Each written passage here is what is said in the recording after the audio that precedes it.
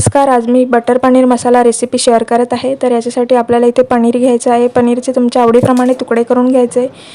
इथे काजूच्या पाकळ्या घेतल्या आहेत, 15 काजूच्या पाकळ्या घ्यायच्या आहेत, 10 ते 15 चांगले उकळवून घ्यायचे। पनीर बटरमध्ये फ्राय करून घ्यायचे। इथे टोमॅटो चिरत आहे, कोथिंबीरीचे तुकडे टाकायचे आहेत आपल्याला देठांचे, आणि इथे टोमॅटो टाकून लसणाच्या 7-8 पाकळ्या, 2 आल्याचे तुकडे आणि काश्मीरी मिरची टाकायची आहे। काजू टाकायचे आहेत बॉईल केलेले, पाणी याच्यातलं काढून टाकायचं आणि पेस्ट तयार करून घ्यायची।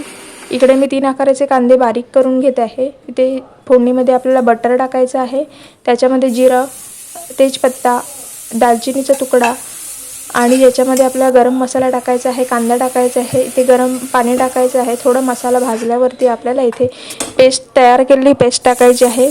इकडे मी बटरमध्ये गाजर आणि शिमला मिरचीचे मी फ्राय करून घेते। फ्राय केलेली गाजर शिमला मिरची इकडे टाकायची आहे, परतून घ्यायचं। नंतर आपल्याला इथे पनीरचे तुकडे टाकायचे आहेत, थोडंसं पाणी टाकायचं, याच्यामध्ये अमूल फ्रेश क्रीम टाकत आहे, चवीप्रमाणे मीठ टाकायचं आहे, वरून कोथिंबीर टाकायची आहे आणि कसुरी मेथी टाकायची आहे। 15 मिनिटं चांगलं मंद आचेवरती शिजवायचं।